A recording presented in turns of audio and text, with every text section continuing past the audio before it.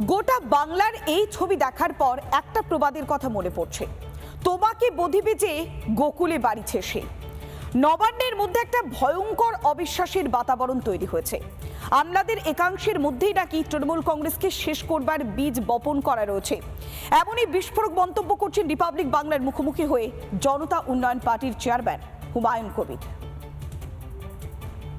মমতা বন্দ্যোপাধ্যায়ের 200 কোটির যে দাম্ভিকতা, 29-এর যে দাম্ভিকতা, 2026-এর নির্বাচন আসতে দিন, এই আমলারাই ওনাকে বাংলার ক্ষমতা থেকে বের করে দেওয়ার জন্য।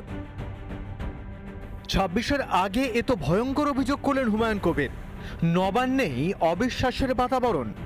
যাদের ওপর ভর করে প্রশাসন চালাচ্ছেন মমতা বন্দ্যোপাধ্যায়, সেই আমলাদের একাংশই নাকি মুখ্যমন্ত্রীর ওপর ক্ষুব্ধ। এমনই বিস্ফোরক দাবি জনতা উন্নয়ন পার্টির চেয়ারম্যানের। সিভিল অফিসার, আইপিএস, আইএস তারাই তো রাজত্ব করছে।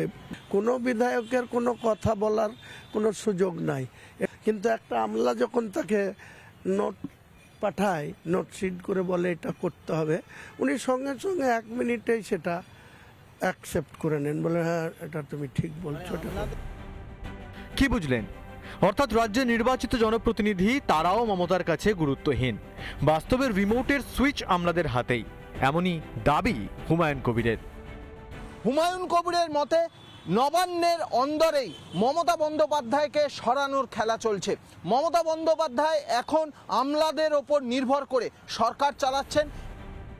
আমলারা তো জনপ্রতিনিধি নন, অন্যদিকে মানুষের ভোটে সরাসরি নির্বাচিত হয় বিধায়করা। ফলে সাধারণ মানুষের আবেগ বা তৃণমূল স্তরের সমস্যা আমলাদের পক্ষে আদৌ বোঝা সম্ভব? আমলা নির্ভর আজ নয় তো, বহু বছর ধরে আমলা নির্ভর, এটা সকলেই জানে।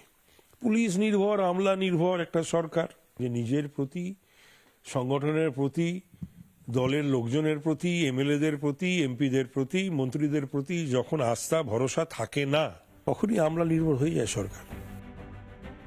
মমতা বন্দ্যোপাধ্যায় যে আমলাদের ওপর নির্ভরশীল তা তো অবসরের পর আলাপন বন্দ্যোপাধ্যায় বা মনোজ পন্তকে পদ দিয়ে পুষে রাখাতেই স্পষ্ট।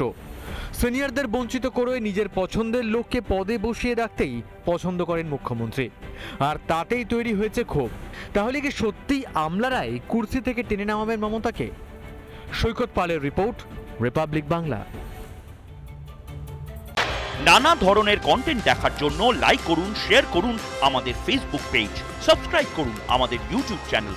পাশাপাশি অন্যান্য ব্রেকিং নিউজের জন্য অবশ্যই চোখ রাখুন রিপাবলিক বাংলায়।